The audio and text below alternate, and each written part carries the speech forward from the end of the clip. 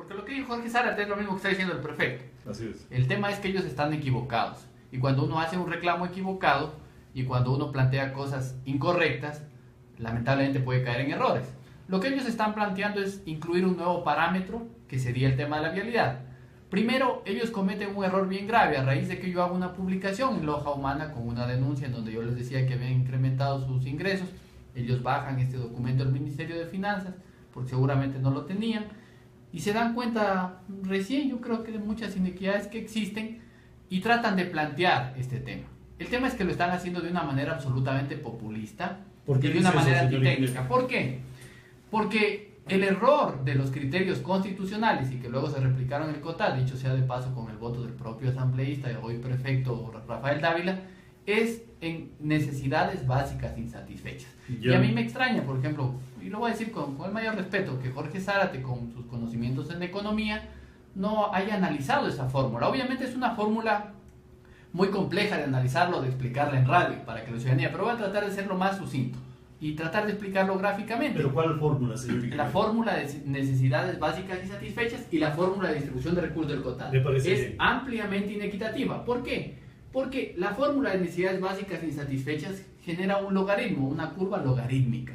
Que es decir, que mientras más población tiene los parámetros, obviamente se crean mayores inequidades. Lo que hay que hacer es linealizar esa curva. Y la única forma de linealizar esa curva es quitar el tema de necesidades básicas y satisfechas. Porque siempre las provincias o las ciudades que tengan mayor población van a ser beneficiadas con más recursos. Mientras no se quite... Usted me está diciendo, señor ingeniero, que las necesidades básicas insatisfechas podrían generar una situación equívoca en la distribución de recursos económicos. Desde luego, y no lo digo yo, hay muchos estudios económicos a nivel mundial en donde se dice que este parámetro de necesidades básicas y satisfechas es algo que crea inequidad. Hay libros, hay estudios de prominentes intelectuales en el tema de economía que no solamente siguen fórmulas, sino que en realidad hacen análisis matemáticos en donde ellos explican que necesidades básicas y satisfechas es un indicador incorrecto y que por eso hay que hacer una medición más bien de pobreza multidimensional.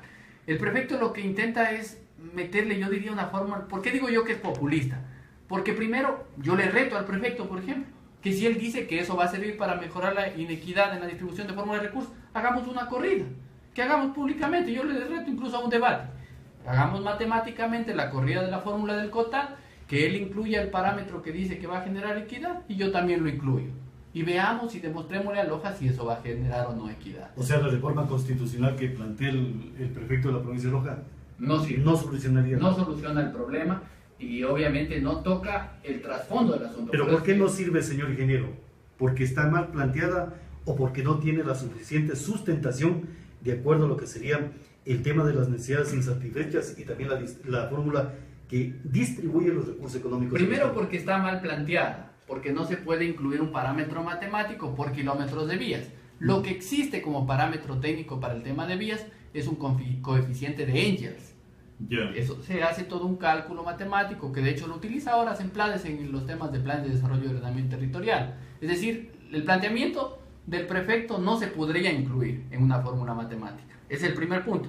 Y el segundo, aun cuando se llegara a incluir el coeficiente de Engels, eso no va a solucionar la fórmula en temas de inequidad. ¿Qué podría solucionar el tema de inequidad? Cambiar, por ejemplo, necesidades básicas insatisfechas por ingreso per cápita, o en su defecto, porque eso de pronto pudiera causar incluso una revolución muy grande, cambiarlo por el tema de un parámetro multidimensional como el índice de desarrollo humano, que se aplica en muchos países, se aplica en Suecia, se aplica en Finlandia, se aplica en Noruega, se aplica en Alemania.